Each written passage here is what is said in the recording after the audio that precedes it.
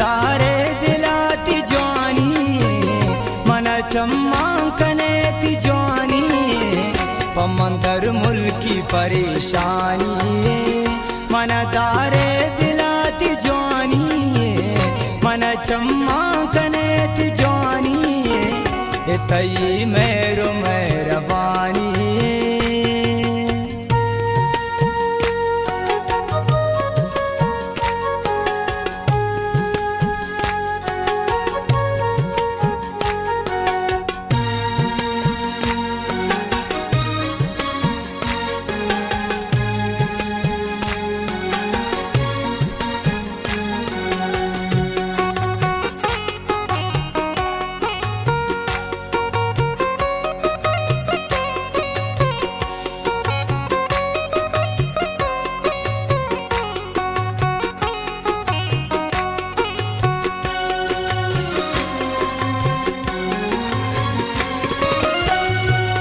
मजबूरी आब दर मुल्का तो शमन दूरे हो परेशाने तो दिला गारे हो दपान गुशे ग्रीवे ग्रीवे हो तो गुअरसाने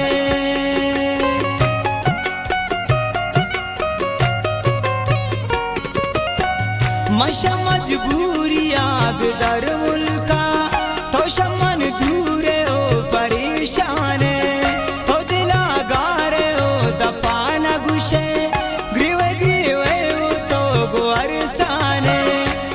दर्दान तरा खिलानी मन दारे दिलाती जवानी मन चम्माकने ती जवानी पमंदर मुल्की परेशानी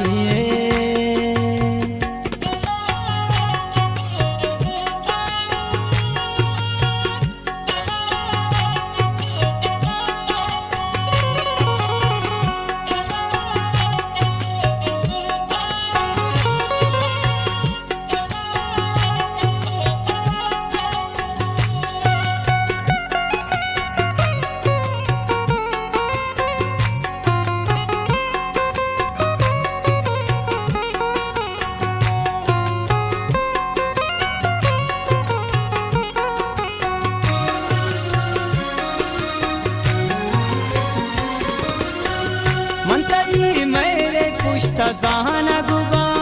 तो भी दुनिया हमारा जाहिर को ती वफादारिया सलाम दातू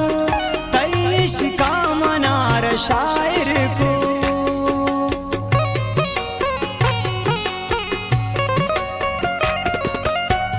मनतई मेरे पुश्ता जहाना गुबा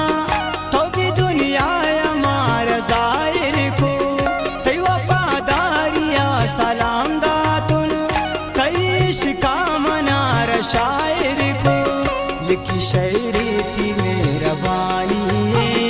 मन तारे दिलाती जवानी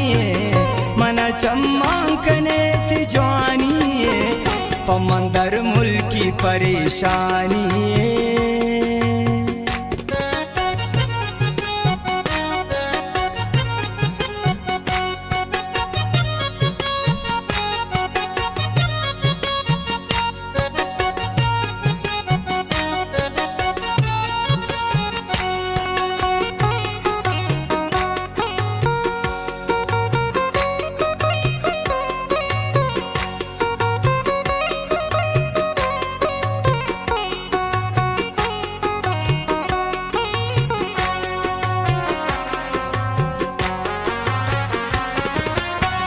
मौती जिंद सरा गम दीस्ता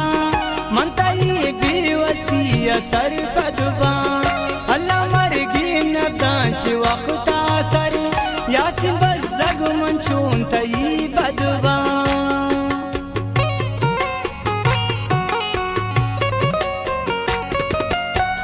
मौती जिंद सरा गम दीस्ता मनतई बेवसी सर पदवा